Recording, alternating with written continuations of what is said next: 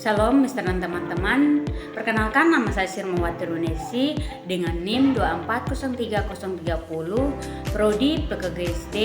Di sini saya akan memenuhi tugas UTS dengan mata kuliah Seni Musik SD. Pengertian seni. Seni adalah ekspresi dari seseorang yang diwujudkan melalui berbagai bentuk seperti suara, gambar, gerak, atau karya lainnya. Dalam pendidikan seni sangat penting karena yang pertama membantu siswa mengekspresikan perasaan mereka, dan yang kedua membuat pembelajaran lebih menarik dan menyenangkan, dan yang ketiga mengembangkan kreativitas dan cara berpikir siswa. Yang kedua, seni sebagai bagian dari pembelajaran. Nah, di situ ada 4 area penting dalam pembelajaran, yaitu bahasa, yang kedua matematika, ketiga seni, dan yang keempat kebenaran atau nilai moral dan etika. Seni tidak bisa dihilangkan karena ia adalah bagian yang penting untuk mendukung perkembangan siswa secara emosional dan intelektual. Pertemuan yang kedua, hubungan seni dengan fungsi otak. Yang pertama, otak dan fungsi belajar seni. Otak manusia terdiri dari 2 bagian utama. Yang pertama, otak kiri, yaitu logika, kata, angka, dan berpikir rasional. Yang kedua, otak kanan, yaitu imajinasi, warna, suara, irama, dan musik. Belajar seni, terutama musik, lebih banyak menggunakan otak kanan, sehingga meningkatkan konsentrasi, mengembangkan imajinasi, dan membantu daya ingat dan kreativitas. Yang kedua, efektivitas belajar menurut tingkat aktivitas, yaitu menurut teori belajar, semakin aktif siswa dalam kegiatan belajar, semakin tinggi tingkat pemahamannya. Seperti piramida belajar, yaitu kegiatan belajar daya serap. Yang pertama, membaca 10%, mendengar 20%, melihat 30%, menjelaskan 50%, mengerjakan atau mengalami 70%, dan praktik langsung atau aksi 90%. Maka dari itu, dalam pembelajaran seni, praktik langsung sangat penting agar siswa benar-benar memahami. Pertemuan yang ketiga, pembelajaran seni musik di SD. 1. Makna pembelajaran seni musik di SD. Dalam kurikulum Merdeka Belajar, siswa diberi kesempatan untuk berekspresi, mencoba, dan mengeluarkan ide kreatifnya sendiri. Maka kegiatan seni musik menjadi sarana bagi siswa untuk berekspresi dan berani mencoba hal baru. Yang kedua, peran guru dan pembelajaran seni musik. Jadi, kita sebagai guru harus menjadi fasilitator yang memberikan kesempatan siswa untuk aktif, bukan hanya menerima pengetahuan. Guru juga perlu memahami kurikulum, tujuan pembelajaran, dan Pertemuan yang ketiga, pembelajaran seni musik di sekolah. Yang pertama, makna pembelajaran seni musik di SD. Dalam kurikulum Merdeka Belajar, siswa diberi kesempatan untuk berekspresi, mencoba, dan mengeluarkan ide kreatifnya sendiri, agar kegiatan seni musik menjadi sarana bagi siswa untuk berekspresi dan berani mencoba hal baru. Dan yang kedua, peran guru dalam pembelajaran seni musik, di mana kita seorang guru harus menjadi fasilitator yang memberikan kesempatan untuk siswa untuk aktif, bukan hanya menerima pengetahuan saja. Kita sebagai guru juga perlu memahami kurikulum, tujuan pembelajaran, dan karakter siswa agar kegiatan musik bisa menyenangkan dan bermakna. Dan yang ketiga, tujuan pembelajaran seni musik. Tujuan pembelajaran seni musik ini memiliki 4 poin yang penting. Yang pertama, mengembangkan kreativitas siswa, dan yang kedua meningkatkan kepekaan terhadap rohani dan irama, dan yang ketiga melatih kerjasama, percaya diri, dan disiplin, dan yang keempat membentuk kolaborasi antara warna suara, harmoni, dan ritme. Dan yang keempat, pihak yang terlibat dalam pendidikan seni. Nah, di situ ada 4 poin juga. Yang pertama, membuat kurikulum, yaitu menentukan arah dan tujuan pembelajarannya. Dan yang kedua, guru. Kita sebagai guru, kita mengajar dan mengembangkan kemampuan siswa. Dan yang keempat, lembaga pendidikan. Nah, di situ menyediakan sarana dan pelatihan bagi guru. Dan yang kelima, unsur-unsur musik. Yang pertama, melodi, susunan nada-nada yang membentuk lagu dan mengekspresikan ide serta perasaan. Dan yang kedua, tempo, cepat atau lambatnya lagu. Dan yang ketiga, largo, yaitu 40 sampai 60 BPM. Adagio 60 sampai 76 BPM, adantet 76 sampai 108 BPM, dan moderator 108 sampai 120 BPM, allegretto 120 sampai 168 BPM. Dan yang keempat, ritme, yaitu irama atau pola gerak bunyi. Dan yang kelima, dinamika, yaitu keras atau lembutnya suara.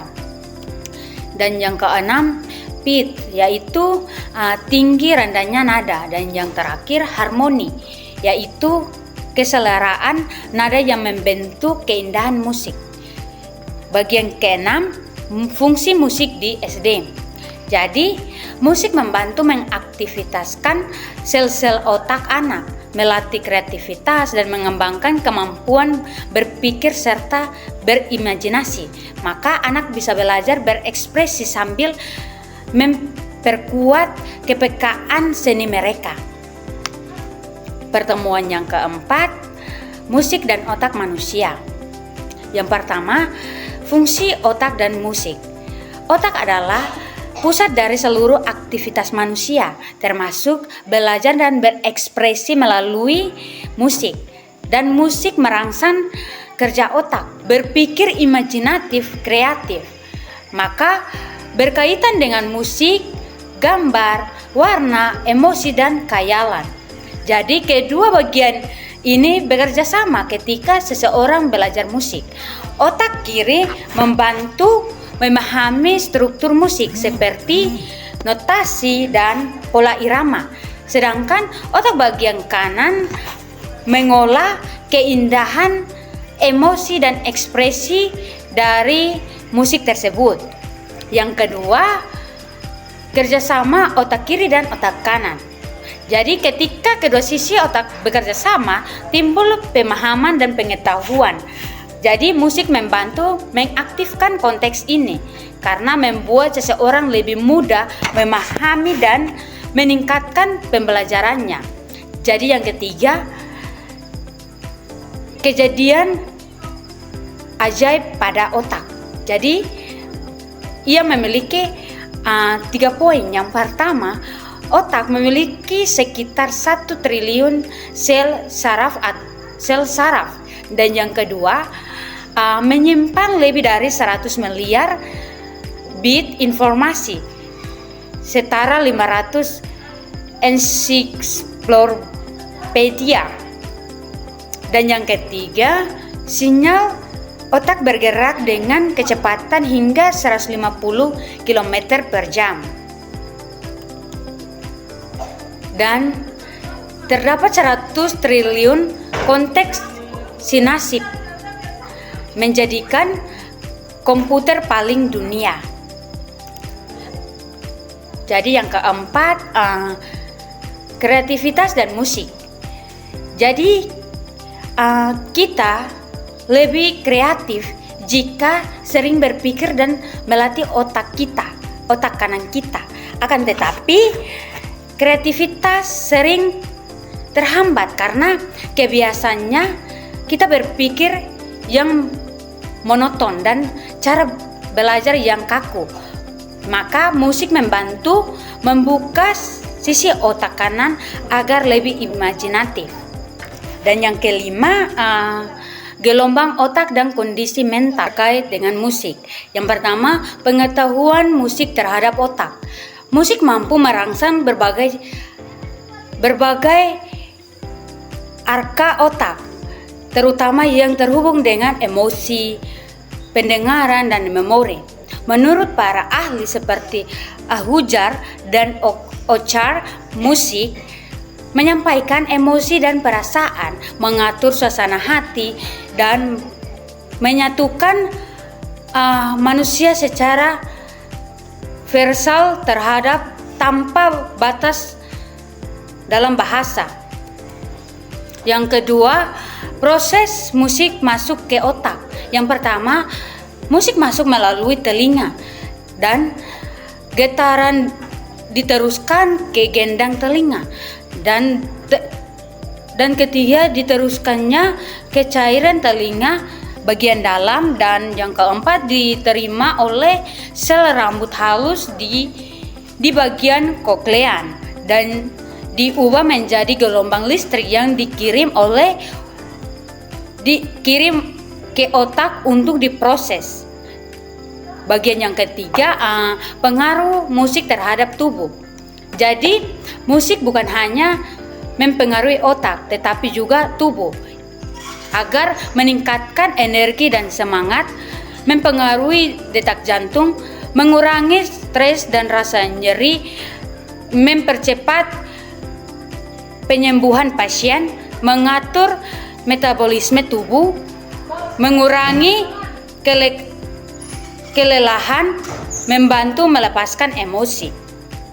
Dan bagian keempat, musik dan proses belajar. Musik mendukung proses belajar karena membantu konsentrasi dan relaksasi. Di situ musik juga mengubah suasana hati, membuat guru dan siswa lebih semangat dan santai dan fokus. Jadi efek musik terhadap belajar, yang pertama meningkatkan semangat belajar, mengurangi kecemasan, membantu fokus dan daya ingat, membuat pembelajaran lebih menyenangkan. Pertemuan yang ketujuh, musik daerah. Jadi pertama, makna musik daerah. Musik daerah mencerminkan karakter dan identitas suatu daerah. Melalui musik daerah, anak-anak mengenal budaya, bahasa, dan nilai-nilai lokal yang membentuk jati diri bangsa. Yang kedua, ciri-ciri musik daerah, yaitu bersifat sosial, digunakan dalam upacara atau pelayanan. Dan yang kedua, memiliki bunyi khas, yaitu melodi dan ritme berbeda di setiap daerah. Dan yang ketiga, menggunakan bahasa daerah. Dan yang keempat, sebagai sarana komunikasi dan informasi. Dan yang kelima, bersifat eksklusif, hanya ada dalam budaya tertentu. Dan yang keenam, tidak memiliki notasi baku karena diwariskan secara lisan. Dan yang ketujuh, berfungsi sebagai hiburan dan ekspresi budaya. Jadi bagian yang ketiga, tujuan pembelajaran musik daerah di sekolah dasar, yaitu menumbuhkan rasa cinta terhadap budaya lokal kita dan menunjukkan identitas kita sebagai anak daerah. Dan yang ketiga, melatih kreativitas kita, dan kreativitas otak menghasilkan gelombang listrik yang disebut dengan brain waves, diukur dengan EEG dan jenis-jenis gelombang otak. Yang pertama, gamma sampai 16 sampai 100 Hz. Frekuensinya aktivitas mental sangat tinggi, sekadar penuh. Dan yang kedua, beta 12 sampai 19 Hz. fokus berpikir aktif. Dan yang ketiga sensori motor yang yaitu 12 sampai 16, yaitu frekuensinya mencapai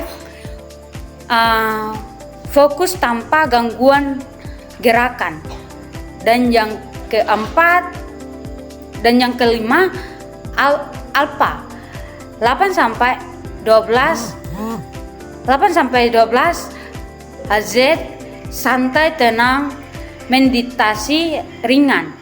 Dan yang terakhir theta 4 sampai 8 Hz, tidur ringan dan mengantuk.